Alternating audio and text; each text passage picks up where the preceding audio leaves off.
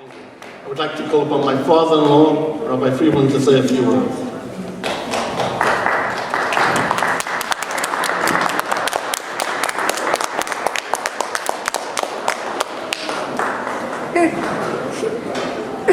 It's like a whole program. Yeah.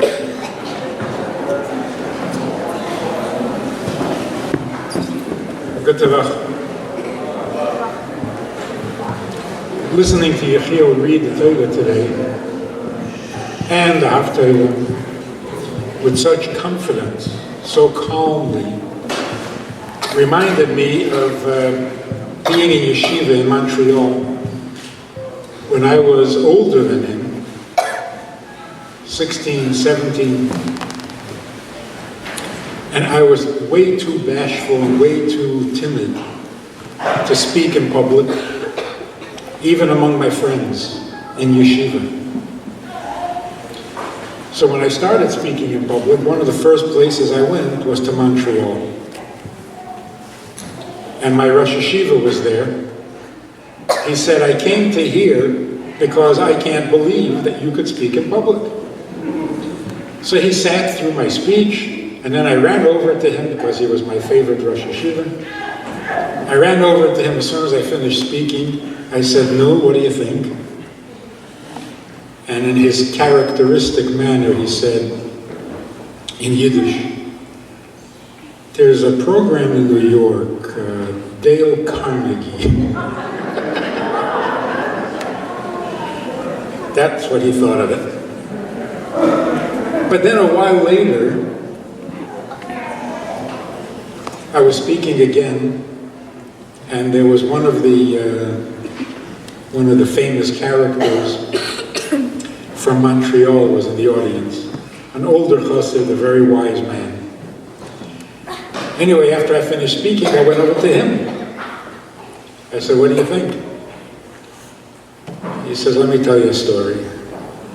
When they invented the steam engine, the boats, they were taking the boat around from village to village, showing off this magnificent technology. A boat that moves without oars.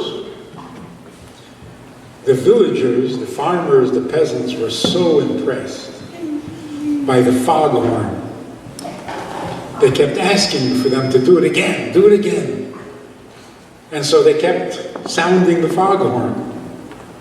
Then it came time to demonstrate how the boat moves without oars, and they found that they had run out of steam because it all went out in the foghorn, and when it came to actually moving, there was nothing left." That's what he said.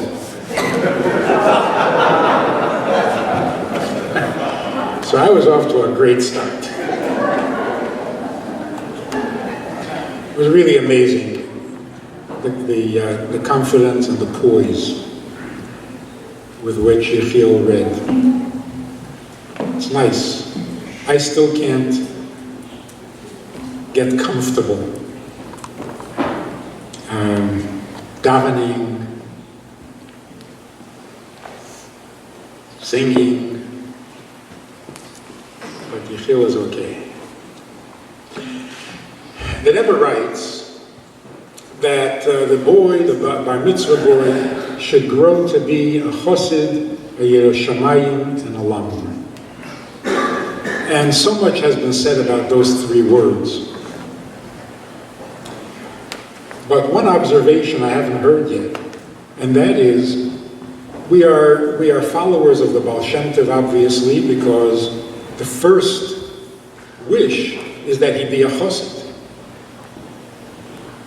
Being followers of the Baal Shem Tov, how come there's no blessing that he should be a chassid, he should be God-fearing, he should be scholarly, but he should have Avas Yisrael? Where is the Avas Yisrael? You would think that that would be a major consideration, a major part of growing. And you can say, well, that's part of being a chassid. Possibly. You can also say that's part of being God-fearing. Possibly. You can even say that's part of being a lamdan and a scholar. Also true. But that all existed before the Baal Shem Tov, and yet the Baal Shem Tov made a big issue about Ahavas Yisrael. You have to love a fellow Jew. So let's take a look at these three words. A very scholarly man from the conservative day school in Minnesota came to a bar mitzvah of ours. He was a very sweet man, but he had a question. He heard the Rebbe's letter, and he said, you know, chassid means going beyond the letter of the law. Lifnim l'shuras hadin. If it's beyond the letter of the law, then shouldn't you first be God-fearing, follow the letter of the law, be a scholar, know the letter of the law, and if you master that, then you can go on beyond the letter of the law and be a chassid. So what is the order? First a chassid, then God-fearing, and then a scholar? The order doesn't seem to fit. Also, how could you be God-fearing before you're a scholar? First you have to learn, then you can do. So it should be, first be a scholar, find out what it's all about. Then be God-fearing and keep the letter of the law, and then graduate to chassid, which is beyond the letter of the law. So what is the order here?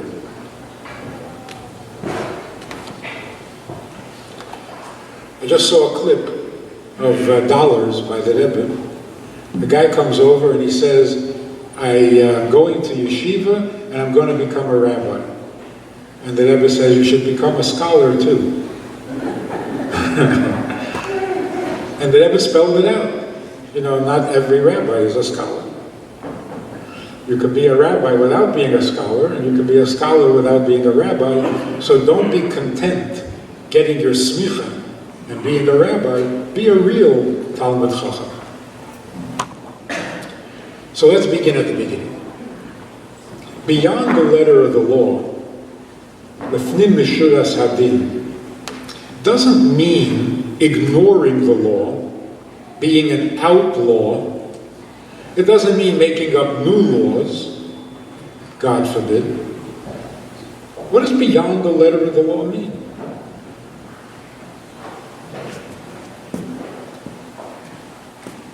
What is beyond the letter of the law?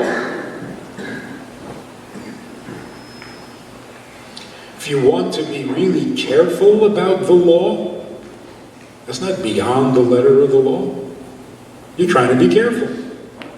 So if you keep glatt kosher, you're just trying to make sure that it's kosher. That's not beyond the letter of the law.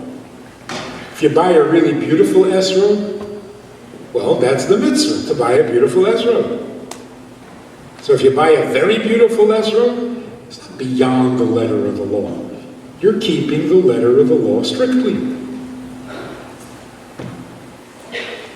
So beyond the letter of the law doesn't mean doing things that the law doesn't require. What it really means is, before you get to the law, you first have to consider the lawgiver. Whose laws? Before there is a commandment, there has to be a commander. So beyond the letter of the law is the lawgiver. Beyond the commandment is the commander. So when do you get to be beyond the letter of the law? First you keep all the laws, then you discover who gave them. First you follow all the instructions, then you find out whose instructions they are. That doesn't make sense. The first thing is, who's giving these laws? Because that makes all the difference in the world. Because if it's his laws, then they're all great. We don't discriminate, big mitzvahs, little mitzvahs. It's all his. And if it's his, no further questions. Which is really like what a marriage should be. You can read books on how to communicate properly, how to use words that don't inflame, how to avoid expressions that provoke.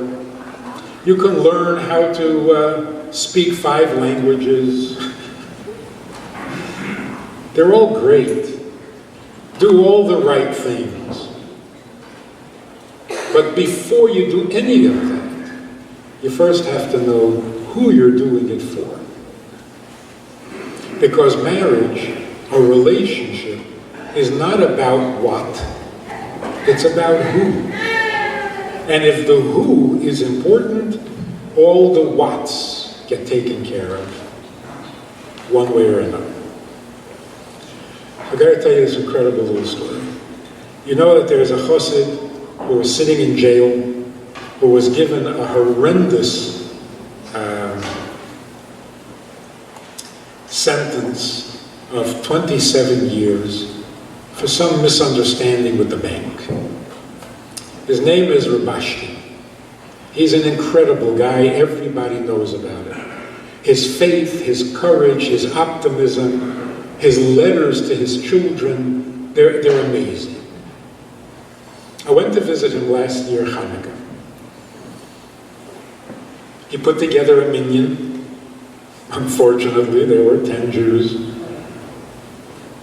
in jail with him. They had a Sefer Torah, he read from the Torah. He led the davening. After we finished davening, he said, come, it's Hanukkah, let's make a farbrengen. So we sat, we farbrengen. Of course, there was no l'chaim. After we finished farbrengen, he says, let's do a dance. So we got up, we were dancing. I was wearing my coat at the time, and I found a nickel in my coat pocket. So as we're dancing, I almost jokingly said, Shalmartcha, here's Chanukah geld. And he got very serious and he said, put it away. It's illegal. He's not allowed to take money from anybody. So I put it away. Now I'm leaving, I'm halfway out the door. He pulls me back and sheepishly, with a guilty look on his face, he says, the Chanukah geld, give it to my wife. He felt terrible that he had said no to Chanukah geld. Even though Chanukah geld is not one of the biggest mitzvahs in the world, certainly not a biblical commandment, it's a custom, but a Jewish custom. The Rebbe would give Chanukah geld. He felt terrible that just because he's in jail for the next 27 years is not an excuse to say no to Chanukah geld. Now that's called beyond the letter of the law. Not because he was doing more than is required, but because to him, reading the Torah, keeping Hanukkah, lighting the candles, and the custom of Chanukah geld, they're all with the same importance, all with the same significance. How can that be? It's because of who we're serving, and therefore it doesn't matter how we serve. If it's God's custom, or God's commandment, or God's prohibition, or God's mitzvah, makes no difference. If it's about Him, then it's precious beyond description. So beyond the letter of the law is not something you wait until you're old and accomplished, and then you do something beyond. You begin from childhood. Who are we serving? Who is our commander? And then the rest is commentary. So yes, we begin with be a chassid. Know who you're serving. Know your Father in heaven. The second thing is to be God-fearing. To be God-fearing means that although we serve God out of love, He's our commander, and anything He wants, and His wish is our pleasure. But there also has to be a certain awe. We have to appreciate that what we're doing, being able to serve Him, is mind-boggling. How can we, little creatures, do something that is significant to God? So it should humble us. That's called God-fearing. Even if you serve God with great love, great enthusiasm, just love being a Jew, you love, but there's got to be a certain awe. And by the way, that's true of marriage also. There has to be a certain awe. There has to be a certain respect where you're afraid to violate, to trespass, to hurt, to abuse, even in subtle ways, like microaggressions.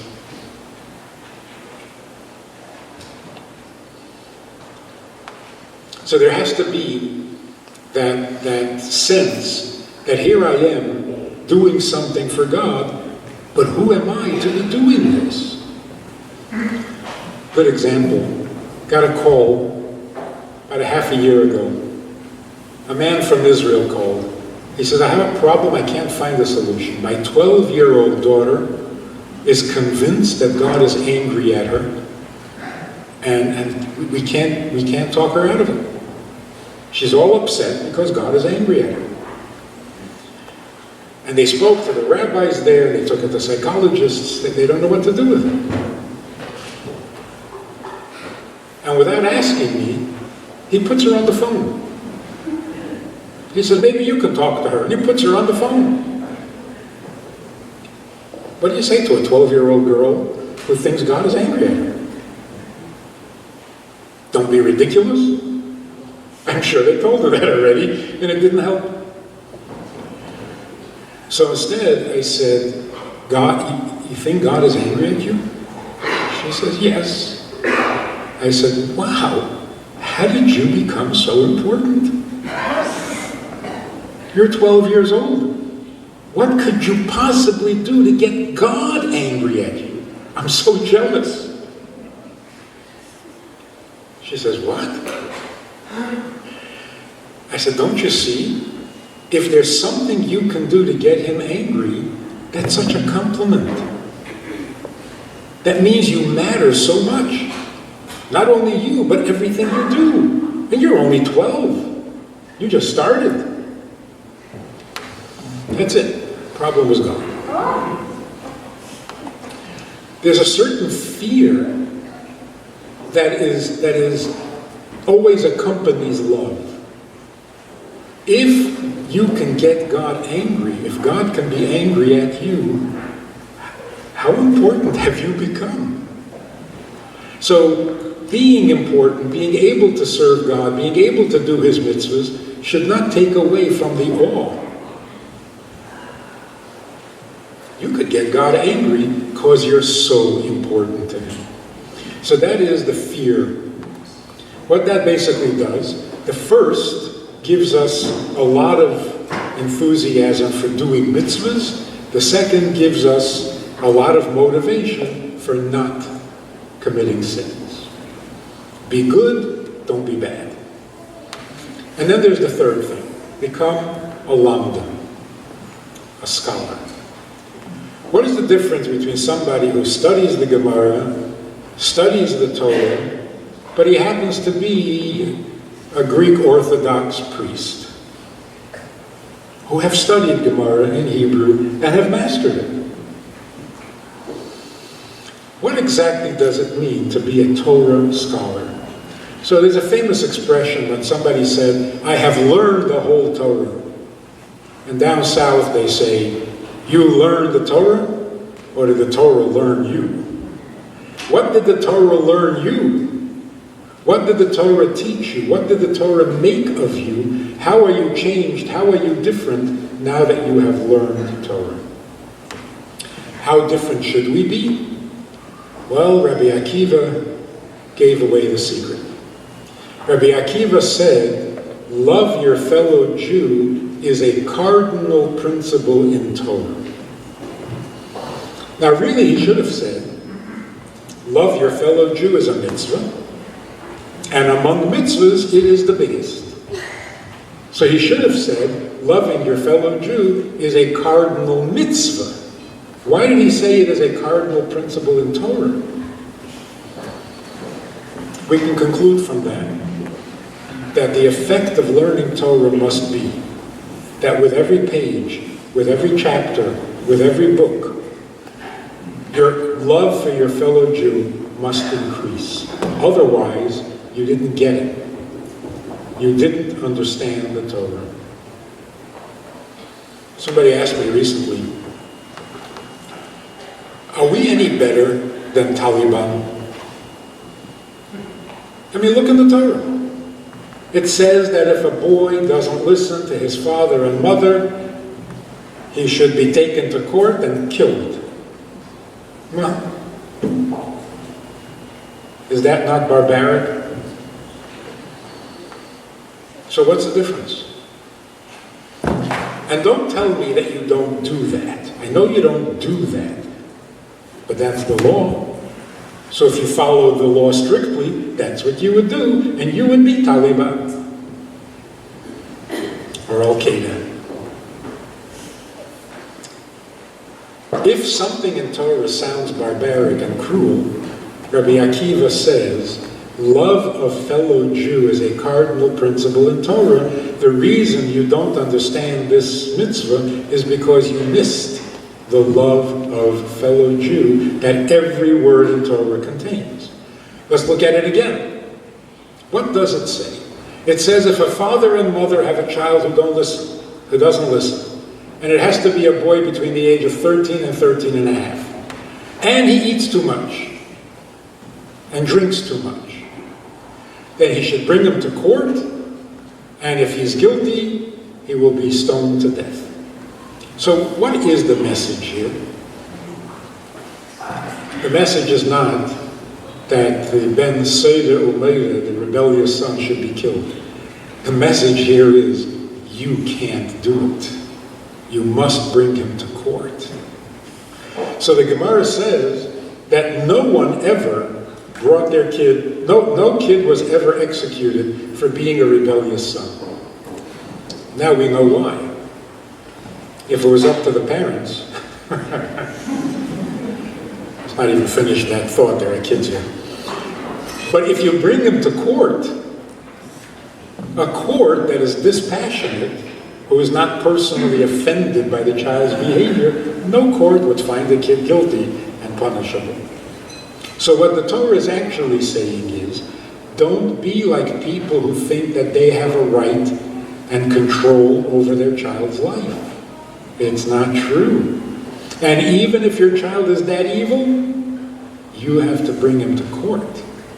Only the court can do it, you can't. So basically, it is protecting the child, it is love of the child, it is protecting us from becoming cruel, it's protecting us from losing control. It's all about love of a fellow Jew. So, being a lamdan actually means what Rabbi Akiva said.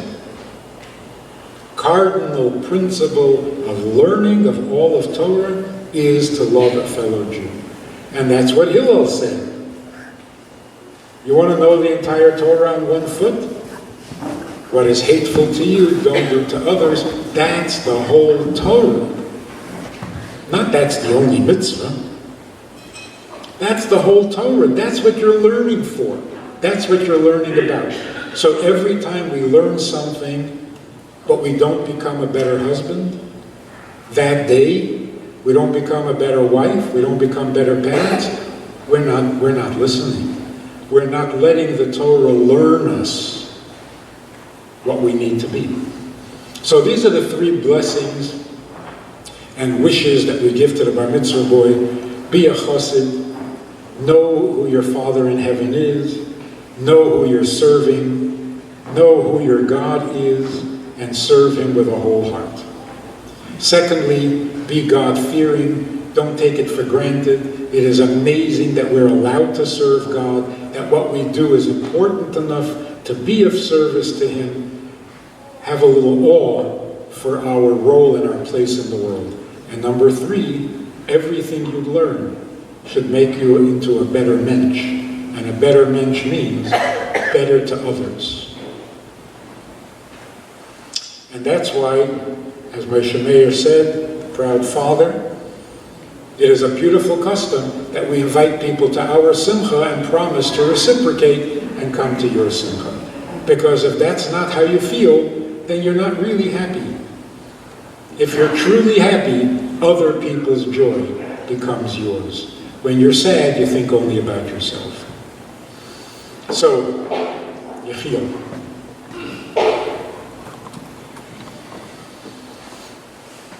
Becoming a bar mitzvah boy means you're no longer a private citizen. Now you are a responsible Jew, which means you're responsible for the happiness, for the wisdom, for the goodness of the Jews around you. And this is the amazing thing. You said in the Mimer, I don't know if you noticed it, you said in the Mimer that what causes Hashem to put on tefillin, because God does wear tefillin, but what causes God to put on tefillin? When a Jew puts on tefillin, that causes God to put on tefillin. But the day before your bar mitzvah, you were putting on tefillin, and it didn't cause God to put on tefillin. One day later, all of a sudden, your putting on tefillin had an effect on God. And because you put on tefillin, God put on tefillin. Because you became a ben Yud-Gimel v'Yem Echad. So that one day is such a radical change. Before that, you were a private citizen trying to grow up, trying to be a good kid. Now, you're a public servant. Now you are like every other Jew, responsible for your fellow Jew. You're even responsible for God putting on tefillin. That's the difference a day can make. Now you're a real Jew. That's like this guy who converted. He was so excited, became a Jew, he couldn't wait for years, they put him off. He finally converted, he went to the mikveh, he came out of the mikveh, and a day later he said, I don't know what happened. I used to love doing mitzvahs. Now all of a sudden, what happened to me? I said, you became a Jew. Now you're like every other Jew. Now it's a responsibility. Now it's a mitzvah. Now you have to take responsibility for every other Jew. And that's a little sobering. But when you have a family behind you and a community behind you, and everybody believes the same thing, and everybody's willing to give their share, to do their share, it's helpful. It encourages you, it guides you, so that it makes it easier for you to feel like a member of the community and do your share. And when we all do our share, you know what happens. When we fulfill the plan for which God created the world, then Mashiach will come, because He's already on His way. He's been coming for a long time. I don't know what's keeping Him. The weather? Traffic? Airports are closed? I don't know what it is. His donkey ran out of fuel, but He's on His way, and all it takes is another mitzvah from me, and the world will be wonderful. Mazel tov.